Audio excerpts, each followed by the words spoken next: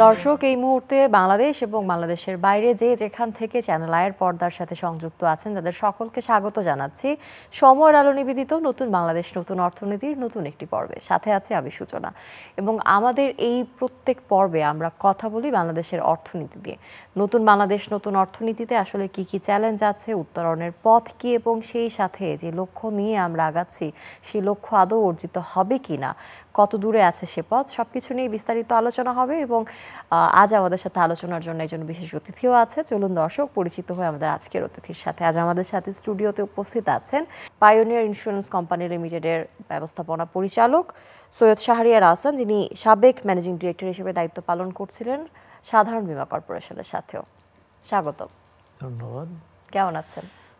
আলহামদুলিল্লাহ, ভালো আছি। তো প্রথমে আপনাকে ধন্যবাদ জানাচ্ছি চ্যানেল আই কর্তৃপক্ষকে আজকের এই অনুষ্ঠানে আমাকে আমন্ত্রণ জানানোর জন্য। আমন্ত্রণ জানিয়েছি এবং আপনি উপস্থিত হয়েছেন। আমরা কিন্তু আজকে খুবই গুরুত্বপূর্ণ একটি বিষয় নিয়ে কথা বলবো, এবং বিষয়টি হচ্ছে বাংলাদেশের ইন্স্যুরেন্সের ভবিষ্যৎ নিয়ে আসলে অনেক কথা হবে, আলোচনা হবে। তবে তার আগে চলুন দর্শক দেখে আসি পায়োনিয়ার ইন্স্যুরেন্স কোম্পানি লিমিটেডের ওপর নির্মিত একটি বিশেষ প্রামাণ্যচিত্র। 1947 সালে পাকিস্তান রাষ্ট্র জন্ম হলে পূর্ব পাকিস্তানে stern federal union insurance company নামে প্রথম বীমা কোম্পানি গঠিত হয়। স্বাধীনতার পর 1972 সালে রাষ্ট্রপতির আদেশে সব বীমা কোম্পানিকে জাতীয়করণ করা হয়। 1973 সালে সরকার বীমা কর্পোরেশন আইন করে সব সাধারণ বীমা কোম্পানিকে সাধারণ বীমা কর্পোরেশনের নামে একটি কোম্পানির অধীনে আনা হয়। এরপর সরকার 1984 সালে বেসরকারি খাতেও বীমা ব্যবসার সুযোগ করে দেয়। ইতিমধ্যে বাংলাদেশে লাইফ ও নন লাইফ সহ 82টি বীমা কোম্পানি প্রতিষ্ঠিত হয়েছে।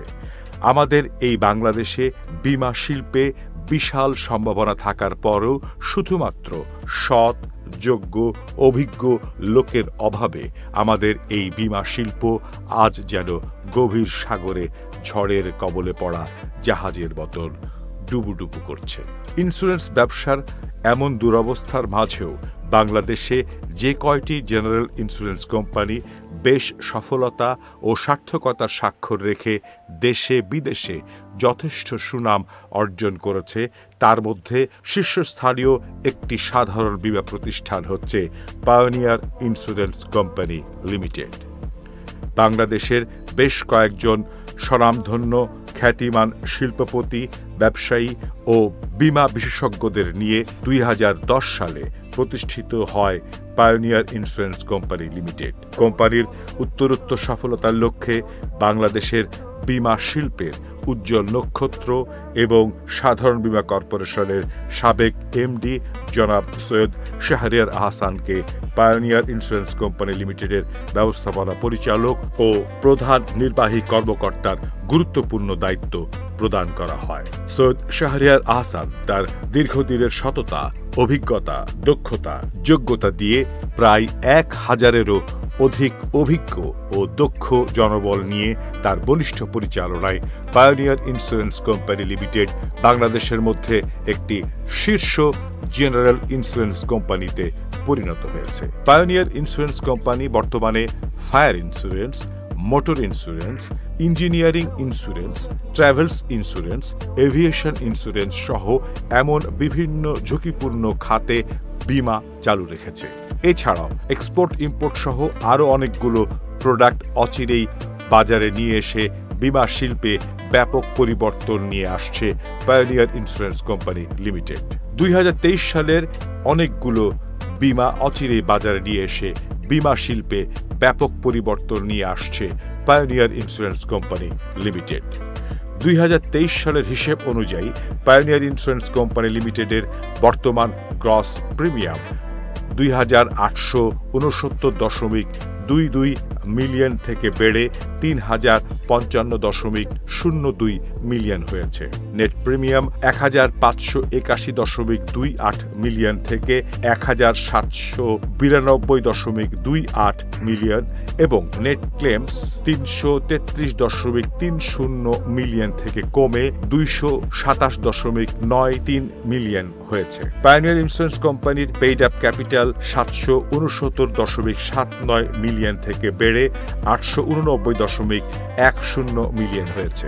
২০২৩ সালের তথ্য অনুযায়ী বর্তমানে পায়োনিয়ার ইন্স্যুরেন্স কোম্পানি লিমিটেডের মোট সম্পত্তির পরিমাণ ৫,৯৭০.৪৬ মিলিয়ন। বাংলাদেশ বীমা নিয়ন্ত্রণ কর্তৃপক্ষ এবং সরকারের সংশ্লিষ্ট মন্ত্রণালয়ের যৌথ সমন্বয়ের মাধ্যমে বীমা শিল্পের উন্নয়নে সিদ্ধান্ত গৃহীত হলেই বাংলাদেশের ইন্স্যুরেন্স সেক্টরটি আবারও ঘুরে দাঁড়াবে এবং গ্রাহকের মাঝে আস্থা ফিরে আসবে। বীমা শিল্পের উন্নয়নে প্রতিটি ক্ষেত্রে শুধুমাত্র প্রয়োজন অভিজ্ঞ ও সজ্জন ব্যক্তির। তাহলেই আমাদের এই প্রচুর সম্ভাবনাময় বীমা শিল্প আবারও ঘুরে দাঁড়িয়ে জাতীয় অর্থনীতিতে গুরুত্বপূর্ণ ভূমিকা রাখবে, এমনটাই প্রত্যাশা সকলের। দর্শক, দেখে এলাম পায়োনিয়ার ইন্স্যুরেন্স কোম্পানি লিমিটেডের ওপর নির্মিত বিশেষ একটি প্রামাণ্যচিত্র। চলুন কথা বলে আমাদের অতিথির সাথে। শুরুতেই যে বিষয়টি আমাদের জানা দরকার, আসলে বীমা কি এবং সাধারণ বীমা এবং জীবন বীমার মধ্যে পার্থক্যটা আসলে কোথায়? বীমা আসলে আমি বলবো এটা রিস্ক ম্যানেজমেন্ট টুল। আপনি যদি লাইফ ইন্স্যুরেন্স কথা বলা হয়, যেটা জীবন বীমা বললেন, সেইখানে মানে মানুষের দুইটা জিনিস কভার করে। একটা হলো accidental or death coverage normal, এবং at the same time if there is no death he gets back the money. আর আরেকটা জিনিস হলো যে এটার একটা ইনভেস্টমেন্ট রিটার্ন থাকে। মেইন হলো risk coverage and investment return, এইটা হলো জীবন বীমার বৈশিষ্ট্য। আর নন লাইফ ইন্স্যুরেন্স, যেটা আপনি জেনারেল ইন্স্যুরেন্স বলছেন, সেইটার হলো আপনার যদি কোনো প্রতিষ্ঠান থাকে কিংবা কোনো কি বলবো বিজনেস থাকে, প্রপার্টিজ থাকে, সেইটার যদি কোনো দুর্ঘটনার কারণে যদি ক্ষতিগ্রস্ত হয়ে যায়, তাহলে বীমা ওইটার ফিনান্সিয়াল ইয়েটা কম্পেনসেট করে, লসটা। পৃথিবীর বিভিন্ন দেশে, উন্নত দেশগুলোতে বীমার যথেষ্ট গুরুত্ব আছে। বীমা শিল্পকে তারা খুবই গুরুত্বের সাথে আসলে টেক কেয়ার করে, কিন্তু বাংলাদেশে বীমার আসলে ভীষণ দুরবস্থা বিরাজ করছে। এটার আসলে কারণ কি? এইটার মূল কারণটা হলো আমাদের বিশ্বের সব জায়গায় বীমাকে দিতেই হবে গুরুত্ব, কারণ বীমার একটা বিরাট ভূমিকা রয়েছে দেশের অর্থনীতিকে চাঙ্গা করে রাখার জন্য। কারণ বীমাকে বলা হয় যে driving force or of the economic activities of a country. তো সেইখানে আপনি যদি দেখেন যে বীমাকে আমাদের এখানে যেই জিনিসগুলো হচ্ছে, মানে বীমাটাকে সেইভাবে গ্রো করতে পারছে না, বিকজ প্রথম জিনিসটা হলো আমাদের টেকনিক্যাল নো হাউ লোকের অভাব রয়েছে। তারপরে আমরা জিনিসটাকে অ্যাওয়ারনেস ক্রিয়েট করতে পারছি না, বীমার নেসেসিটিটা। তৃতীয়ত যে জিনিসটা আমি বলবো যে সরকারের একটা উদাসীনতা রয়েছে, কিংবা কিছু এমন যে ভাব রয়েছে যে বীমাকে বাধ্যতামূলক করা হয়নি, যার ফলে বীমা নিতে কিন্তু অনেকেই অনাগ্রতা থাকে কিংবা তারা অ্যাওয়ার থাকে না। কারণ বীমাটাকে আমি বলবো it's a fine tuning of awareness and ability. তো অ্যাবিলিটিটা কিন্তু এখন অনেক ক্ষেত্রে চলে এসছে, কিন্তু অ্যাওয়ারনেস এবং বাধ্যবাধকতা না থাকাতে লোকে কিন্তু বীমা নিতে পারছে না। তো এখন বীমা যত লোক বীমার দ্বারা আবরিত হবে, তাহলে তত লোক ধরেন সেই পরিমাণ টাকা আমরা কিন্তু কালেক্ট করতে পারবো অ্যাজ এ ইন্স্যুরেন্স কোম্পানি হিসেবে। এবং এই টাকাটা কি করবে? এই টাকাটা কিন্তু ইকোনমিতে রোল করবে। আমি একটা অ্যামাউন্ট হয়তো আমার লং টার্মের জন্য ইনভেস্টমেন্ট করে দিব, কিন্তু বাকি 50% অর মোর দেন দ্যাট আমি স্টক মার্কেট, ব্যাংক, এগুলোতে ইয়ে করবো। তো ইকোনমিতে it's playing a very important role. আর আরেকটা জিনিস হলো যে বিমাকে যদি বাধ্যতামূলক না করা হয়, তাহলে কিন্তু সোশ্যাল প্রবলেমসগুলো থেকে যাচ্ছে। আজকে দেখেন এক্সাম্পল হিসাবে দেখা যায় যে বছরে একটা আমাদের দেশে যা দুর্ঘটনা হয়, দেখা যায় দিনে প্রায় 20 জনের উপরে লোক মারা যাচ্ছে। যদি আপনি if you go through the statistics over the year, তাহলে লাস্ট ইয়ার দেখলে 20 জনের মতো। তো এই 20 জন লোক যে মারা গেল, সে কিন্তু একটা লোকের উপরে 4-5 জন লোক ডিপেন্ডেন্ট থাকে। তো হোয়াটস হ্যাপেন্স, যখন সেই লোকটা মারা গেল এবং উইদাউট এনি ইন্স্যুরেন্স, সে কিন্তু সরকারের জন্য একটা লায়াবিলিটি হয়ে গেল। এই 4-5টা লোকটা, সে তার যে ওয়াইফ থাকে কিংবা তাকে যাই থাকুক, সেই মহিলা কিন্তু হেল্পলেস হয়ে যায়। সে হয়তো চলে যাচ্ছে, মানে রিম্যারেজে যাচ্ছে, বাচ্চাগুলোকে ছেড়ে দিচ্ছে তাদের অন্য কোনো ইয়ের কাছে দিয়ে। এরা কিন্তু সমাজের জন্য আসলে অ্যাসেট না হয়ে লায়াবিলিটি হয়ে যাচ্ছে। যদি কম্পেনসেশনের টাকাটা প্রপারলি পেত, তাহলে কিন্তু সে হয়তো একটা গরু কিনে গরু পালতে পারত, একটা ছোট দোকান চালিয়ে সে তার ফ্যামিলিটি চালায় এবং সেই সাথে তার বাচ্চা কাচ্চাদের এডুকেশনটা চলতে পারত। আরেকটা জিনিস হলো, ধরেন আমি জেনারেল ইন্স্যুরেন্সের কথা বলছি, এই যে একটা বিষয়, সেটা হচ্ছে যে বাংলাদেশের বীমা শিল্পের মধ্যে জেনারেল ইন্স্যুরেন্স কোম্পানিগুলো অনেক বড় ঝুঁকি নেয়। কিন্তু আবার লোকমুখে আমরা যেটা শুনি, আপনি বলছিলেন যে ক্ষতিগ্রস্ত কোম্পানি, শিল্প কারখানা বা ক্ষতিগ্রস্ত ব্যক্তি, তারা আসলে ক্ষতির প্রাপ্তির ক্ষেত্রে আসলে অনেক হয়রানির মুখোমুখি হয়ে থাকে। এটা আসলে কেন হয়? জেনারেল সেক্টরে আমার মনে হয় যে এই জিনিসটা অতটা নাই, যতখানি আমাদের, যেহেতু আমরা কি বলবো, অ্যাওয়ারনেসটা ক্রিয়েট করতে পারি কিংবা আমাদের পাবলিসিটি নাই। পাবলিসিটি না থাকার কারণে লোকে যে আমরা সেটেল করছি, যেমন আমার কোম্পানি ধরেন 2024 সনে আমি প্রায় 128 কোটি টাকার ক্লেম রিপেমেন্ট করেছি। That's a huge amount of money. এবং এই পর্যন্ত যদি অ্যাজ অ্যাট ডেট এই বছরের 25-এ আমি দেখা যাবে প্রায় 25 কোটি টাকার মতো ক্লেম সেটেলমেন্ট করেছি। তো দিচ্ছি না যে তা না, আবার অনেক সময় ক্লেম সেটেলমেন্টের সময় অনেক রকম জটিলতা আছে। সেই জটিলতাগুলো আমাদের থেকে অনেক দিন হয়ে রয়েছে, আমরা কাটানোর চেষ্টা করছি, কিন্তু এইগুলো আমাদের কিছু রিকোয়ার্ড ডকুমেন্টস লাগে। আমরা কিন্তু চাই যে ক্লেম সেটেলমেন্টটা হোক, এবং যে আস্থা ফিরিয়ে আনার ব্যাপারটা আছে, এটা কিন্তু ক্লেম সেটেলমেন্টের মাধ্যমে বেশি হয়ে থাকে। আপনি যদি আমাদের দর্শকদের একটু জানাতেন যে পায়োনিয়ার ইন্স্যুরেন্স কোম্পানি লিমিটেড কোনো ক্ষতিগ্রস্ত ব্যক্তি প্রতিষ্ঠানকে ক্ষতিপূরণ দিয়েছে, এরকম কোনো ঘটনা উদাহরণ হিসেবে যদি উল্লেখ করতেন। আমরা তো রেগুলারই, নাহলে আপনি চিন্তা করেন 25 কোটি টাকা আমি দিয়েছি এই 3 মাসে, তাই না? আমি 128 কোটি টাকা দিয়েছি ইয়েতে। এখানে বড় বড় অনেক টেক্সটাইল মিল রয়েছে, ফার্মাসিউটিক্যালস ইন্ডাস্ট্রিজ রয়েছে, তাদের টোটাল লস হয়ে গেছে, and we have paid that. কখনো কখনো কিন্তু আমরা এরকমটা শুনি যে কোনো ব্যক্তি বা কোনো প্রতিষ্ঠান আপনাদের কাছ থেকে ঋণ নিচ্ছে, নেওয়ার পরে স্বপ্রণোদিতভাবে কিছুদিন ব্যবসা করার পর তারা ব্যবসা প্রতিষ্ঠানটাকে বন্ধ করে দিচ্ছে, বা ক্ষতির সম্মুখীন হয়েছে এরকম কোনো ঘটনা সাজিয়ে আপনাদের কাছে আসলে ক্ষতিটা ক্লেম করছে। এরকম ঘটনা আসলে আপনাদের জন্য দুঃখজনক। এই যে আপনাদের উপর দায় চাপানো হচ্ছে, এরকম ঘটনার কি আসলে সত্যতা আছে কিনা? না ম্যাডাম, আমি বলবো it is totally a wrong concept. কিন্তু ইন্স্যুরেন্স কোম্পানি কোনো সময় লেন্ডিং করে না, দে নেভার এভার, মানে অর ইন দ্য পাস্ট হিস্ট্রিতেও ইন্স্যুরেন্স কোম্পানির ওইটা আওতাভুক্ত না। লেন্ডিং করা হলো ব্যাংকিং খাতের। সুতরাং আমাদের থেকে নিয়ে ব্যাংকে রস দিয়ে সেটা হলো আমাদের সাথে যেগুলো অনেক সময় করে থাকে অনেক অসাধু ব্যবসায়ী, হয়তো স্টক নাই, সেখানে আগুন দেখালো, তারপরে ক্লেম করলো। তো ইনভেস্টিগেশনে যে সার্ভেয়ার যে দেখবে যে সে তো টেস্ট করলেই জানতে পারবে যে এখানে ছিল কি ছিল না, সে হয়তো ওইটার এগেনস্টে ব্যাংকের কাছে টাকা নিয়েছে, কিন্তু এইটার সাথে আমরা ডাইরেক্টলি জড়িত না। সুতরাং it is a totally wrong concept. আচ্ছা, আমার মনে হয় যে রং কনসেপ্ট আমাদের যাদের আছে তারা অবশ্যই বিষয়টা নিয়ে আসলে সচেতন হবে। পৃথিবীর অন্যান্য দেশের তুলনায় আমরা যদি বলি, বাংলাদেশে অনেক ঝুঁকি আছে এবং শিল্প বাণিজ্যের ক্ষেত্রে ঝুঁকি আরও বেশি। তো এইরকম একটি অপরিকল্পিত অব্যবস্থাপনার কারণে আসলে ঝুঁকিতে থাকা দেশের মানুষের জন্য সাধারণ বীমাটা আসলে কতটা জরুরি, বা এই দিকে আসলে কতটা গুরুত্ব দেওয়া জরুরি বলে আপনি মনে করেন? ইন্স্যুরেন্সকে বলা হয় barometer of the economic activities of a country. তো সেই ক্ষেত্রে সাধারণ বীমা কিন্তু যেটা হয় যে আমাদের এখানে ঝুঁকিটা কিন্তু আমাদের হলো ইন্স্যুরেন্সের main concept is spreading of risk. তো আমরা সেটা করতে গেলে আমরা একটা রিইন্স্যুরেন্স করি টু ডিফারেন্ট রিইন্স্যুরার্স। তো যখন কোনো লস হয়ে যায় তখন সেই লসটা কিন্তু আমি একটা স্মল অ্যামাউন্ট রিটেন করি, that is my own accounts, আর বাকিটা কিন্তু আমি রিকভারি নিয়ে আসি। তো this is the beauty of the insurance. বা আমরা জানি যে জীবন বীমা মানুষের জীবনের ঝুঁকি বহন করে এবং সেই সাথে পলিসি ম্যাচিউর হওয়ার পরে গ্রাহকের মুনাফা সহ টাকাটা তারা পরিশোধ করে দেয়, কিন্তু সাধারণ বীমার ক্ষেত্রে আসলে গ্রাহকের সুবিধা কি কি থাকে? সাধারণ বীমার ক্ষেত্রে যেটা থাকে সেটা আমি বোধহয় আপনি খেয়াল করেনি, প্রথমে আমি বলেছিলাম যে সাধারণ বীমা যেটা হয় তার কোনো প্রতিষ্ঠানের যদি দুর্ঘটনার কারণে তার ক্ষতি হয়ে গেল সেই ক্ষতিটা পূরণ করে দেয়। Even at the same time ওই সময় যদি তার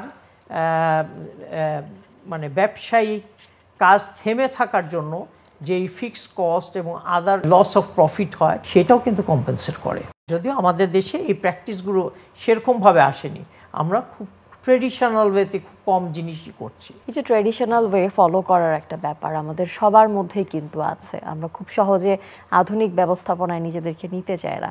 আমি একটু জানতে চাই যে বিমা খাতকে আসলে অত্যাধুনিক করবার জন্য বা তথ্য প্রযুক্তি নির্ভর করবার জন্য এখন সময় এসেছে কিনা, এবং সেই সাথে এই আধুনিকায়নের জন্য আপনার প্রতিষ্ঠান কোনো ভূমিকা পালন করছে কিনা বা কোনো পদক্ষেপ নিয়েছে কিনা?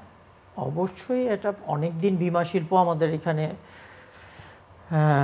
বহুকাল ধরে রয়েছে, সুতরাং এটা আমার মনে হয় যে এটার যথেষ্ট সময় পার হয়ে গিয়েছে আরও হওয়ার জন্য, অ্যাডভান্স হওয়ার জন্য। কারণ জিডিপিতে যদি দেখেন আমাদের contribution is only 0.40%, which is compared to India, আপনি দেখবেন ইন্ডিয়া হলো 5% or 4% লাইক। তো এখন এটা সবচেয়ে বড় জিনিসটা হলো এটা ট্রান্সপারেন্সি আনতে হবে এবং এথিক্সগুলো ইন্ট্রোডিউস করতে হবে। তো ট্রান্সপারেন্সি আনতে গেলে ইফ ওয়ান্ট দি ট্রান্সপারেন্সি তাহলে অটোমেশন ইজ নেসেসারি। তো অটোমেশন আমার মনে হয় it is must for all the insurance company. সেইটা কিন্তু একটা কমন প্ল্যাটফর্ম দিয়ে দিতে পারে সব ইন্স্যুরেন্স কোম্পানিগুলোর জন্য, এবং এইগুলো যেহেতু তাদের অনেকেরই আর্থিক সচ্ছলতা সেরকম নাই, এই প্রোগ্রামগুলো ইন্ট্রোডিউস করার জন্য সফট ইন্টারেস্ট রেটে আপনার এদেরকে ব্যাংকের থেকে ফাইন্যান্সিংয়ের ব্যবস্থা করে দিতে পারে, so that they can install this new programs. পুনর্বীমা নিষ্পত্তির ক্ষেত্রে সাধারণ বীমা কর্পোরেশনের কিছুটা উদাসীনতা আমরা সবসময় দেখে থাকি, আর সেই কারণে আসলে আমাদের গ্রাহকদের মধ্যে অনেক অনাস্থা তৈরি হয়। তো গ্রাহকদের আস্থা ফিরিয়ে আনার জন্য স্টেক হোল্ডারদের আসলে এই মুহূর্তে কী করণীয় আছে? পুনর্বীমাকারী হিসাবে আমরা এটা দেখি যে সাধারণ বীমা সবসময় একটু পিছিয়ে থাকে, যেহেতু তাদের requirements of papers is too much, যেটা থাকার কথা না। কারণ ইন্স্যুরেন্স ইজ গ্লোবাল, সুতরাং ইন্স্যুরেন্স যেটা হবে সেটা কিন্তু আপনার গ্লোবালি যেটা ইন্টারন্যাশনাল নর্মস রয়েছে, সাধারণ বীমা will have to follow that norms. যদি সাধারণ বীমা এটা না করতে পারে, কারণ বাইরে যখন ইন্স্যুরেন্সের জন্য আমরা রিকভারি চাই, আমার ক্লেম করি যে এটা পুনর্বীমার দাবিটা চাই, তখন তারা শুধু সার্ভে রিপোর্টটা দেখেই আমাদেরকে দিয়ে দেয় ক্লেমটা। তো সাধারণ বীমারও এরকম আসা দরকার, প্রফেশনালিজম আনা দরকার।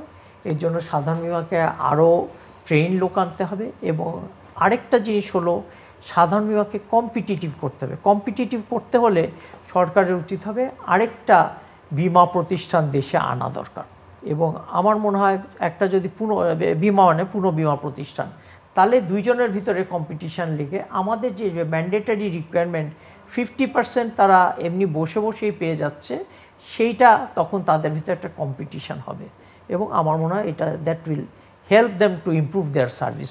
আমরাও চাই আসলে এই। আর আরেকটা জিনিস বলি যে সাউথ ইস্ট এশিয়ার ভিতরে এখনও কিন্তু সেরকম টাইপের বড় ইন্স্যুরেন্স কোম্পানি গড়ে উঠেনি।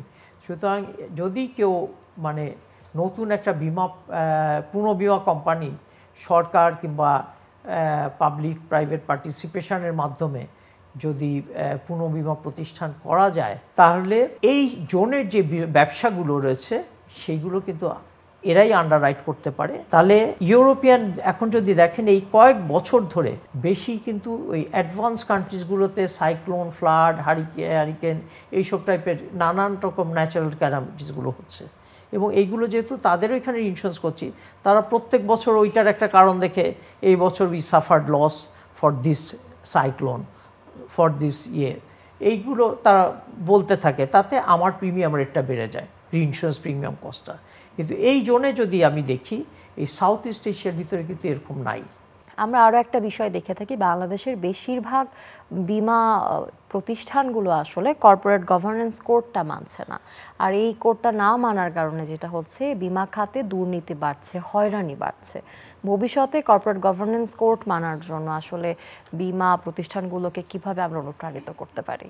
এইটা তো ধরেন আমাদের একটা রেগুলেটর রয়েছে, insurance development and regulatory authority রয়েছে, তারাই এই ব্যাপারে যথেষ্টভাবে ব্যবস্থা, কারণ এটা যেহেতু বলছেন যে ইন্স্যুরেন্স কোম্পানিগুলি করছে না, তারা এই জিনিসটা কোড অফ কন্ডাক্টটা কিন্তু ঠিক করে দিতে পারে, যে করে দিলে তখন এটা ইন্ট্রোডিউসড হয়ে যাবে। বীমা শিল্পের বিকাশ, গ্রাহকের পুনরাস্থা অর্জন করা, জনবান্ধব এবং গণবান্ধব বীমা খাত তৈরি করার জন্য পায়োনিয়ার ইন্স্যুরেন্স কোম্পানি লিমিটেড কি কি উদ্যোগ নিয়েছে এবং ভবিষ্যতে আপনাদের পরিকল্পনা কি? পায়োনিয়ার ইন্স্যুরেন্স কোম্পানি, আপনি যদিও বীমা প্রতিষ্ঠানগুলো প্রথম পারমিশন পায় 1985-এ, আমরা মার্কেটে এসেছি 1996-এ, প্রায় 10-11 বছর পরে এসেছি, কিন্তু হয়েও এখন আমরা 300 কোটি টাকার উপরে প্রিমিয়াম আয় করছে এরকম 3টা কোম্পানির ভিতরে we are one of them. তো আমরা সবসময় চেষ্টা করছি, এখন আমরা যেটা চাপ দিয়েছি, আমরা অটোমেশনের উপর চাপ দিয়েছি, আমরা নিউ প্রোডাক্টস আনবো, কারণ ট্রেডিশনাল প্রোডাক্টসের উপরে সবাই ঝাঁপিয়ে পড়েছে, তাতে মানে কম্পিটিশানটা বেশি হয়ে যাচ্ছে এবং এতে আনহেলদি সিচুয়েশান প্রিভেল করছে। টু ওভারকাম দিস সিচুয়েশান আমার অ্যাটেনশনটা ডাইভার্ট করার জন্য, যেরকম আমি চলে যেতে চাই ক্রপ ইন্স্যুরেন্সে, আমি আপনার ট্রাভেল ইন্স্যুরেন্সে চলে যেতে চাই, আমি লস অফ এমপ্লয়মেন্ট ইন্স্যুরেন্সে চলে যেতে চাই, আমি বিজনেস ইন্টারাপশানে যেতে চাই, এরকম। তারপরে ধরেন ক্রেডিট কার্ড সেফটি যেগুলো রয়েছে, আমরা এই বছরের ভিতরে বেশ কয়েকটা নতুন প্রোডাক্ট আনবো এবং এই জিনিসটাকে আধুনিকরণের জন্য আমরা তো বললামই অটোমেশন করছি এবং আমরা বেশ কিছু অনলাইন প্রোডাক্ট দিয়ে দিব। কারণ আজকে আপনি চলে যাচ্ছেন বাইরে, হঠাৎ করে আপনার মনে পড়লো যে আমার ফ্যাক্টরিটা তো ইন্স্যুরেন্স করিনি, তখন ইমিডিয়েটলি আপনি এয়ারপোর্টে বসেই আমার অনলাইনের মাধ্যমে এই জায়গাটা একটা বিষয় আছে, কিন্তু আমরা দেখেছি যে এখন আমরা বিদ্যুৎ বিল সহজে দিতে পারি, ব্যাংক অ্যাকাউন্ট সহজে খুলতে পারি, ফোনে বসেই কিন্তু করে ফেলতে পারি, আমাদের কোথাও যেতেও হয় না। কিন্তু আমরা যখনই বীমা করতে যাই তখনই আমাদের হাতে 4 পাতার একটা বিশাল ফর্ম ধরিয়ে দেওয়া হয় এবং বাংলাদেশের সাধারণ মানুষ, হয়তো বা যারা আসলে শিক্ষিত জনগোষ্ঠী আছে, শহরের বা নগরে বেড়ে ওঠা মানুষ আছে, তাদের জন্য ব্যাপারটা সহজ হলেও মানে গ্রামাঞ্চলে তো এটা খুবই কঠিন একটা বিষয়। তাদের জন্য আসলে এই ফর্মটাকে আর একটু ছোট করে আনার কোনো পরিকল্পনা আছে কিনা, কিংবা মুঠোফোনের মাধ্যমে এটাকে স্মার্টলি আরো ডিল করার কোনো ওয়ে আপনারা নিয়ে আসবেন কিনা? এটা আমরা অনলাইনে করে ফেলতে চাইছি এবং ধরেন এইটা এক একটা ক্লাসের উপরে ডিপেন্ড করবে, কারণ যে ইন্ডাস্ট্রি করছে সে ওইটুকুন ফিল আপ করা অনলাইনে সে পারবে। কিন্তু গ্রামে ধরেন আমি যেটা বলছি, আমি এগ্রিকালচার ইন্স্যুরেন্স করব, কিংবা এইবার আমি যেটা করছি cattle, that live stock cattle insurance করছি, সেইগুলো কিন্তু আমরা আমাদের কর্মীরা কিংবা আমরা ডেলিভারি চ্যানেলস হিসাবে এনজিওগুলোকে ইউজ করব, কারণ প্রাণ কি বলবো, রুট লেভেলে আমার কিন্তু নেটওয়ার্ক নাই, আমার নেটওয়ার্ক নাই। তো সেই জায়গায় আমি যেটা করব যে আমি এনজিওস এবং আরও যারা এমএফআই রয়েছে তাদেরকে ইউটিলাইজ করব, করে তারাই কিন্তু ফিল আপ করবে এবং ওই দিবে, এবং in case of any eventualities that is loss যদি হয়ে যায়, তাহলে আমরা যেটা করব, আমরা ওই বিকাশ কিংবা এইসব যেসব নতুন হয়েছে যাতে কুইকলি পেয়ে যায়। মিস্টার আহসান, আপনাকে অনেক অনেক ধন্যবাদ। আজ আমরা বীমা খাত নিয়ে কথা বললাম এবং পায়োনিয়ার ইন্স্যুরেন্স কোম্পানি লিমিটেড নিয়েও আসলে অনেক কিছু জানা হলো আমাদের। দর্শক, বাংলাদেশের বীমা খাতের ভবিষ্যৎ নিয়ে কথা হচ্ছিল, কথা তো বরাবরই হয় এবং নতুন বাংলাদেশ নতুন অর্থনীতিতে আমরা সবসময় চেষ্টা করেছি আপনাদের মাঝে আপোষহীনভাবে সত্য উপস্থাপনের জন্য, এবং সময়ের আলোর এই বিশেষ আয়োজনটি দেখার জন্য আপনাদের প্রতি জানাই আবারও কৃতজ্ঞতা। আগামী পর্বে আবারও হাজির হয়ে যাব নতুন কোনো বিষয় নিয়ে, নতুন বাংলাদেশ নতুন অর্থনীতির নতুন পর্বে। সে পর্যন্ত সকলে ভালো থাকুন, সুস্থ সুন্দর থাকুন, থাকুন সময়ের আলোর সাথে, থাকুন চ্যানেল আয়ের সাথে।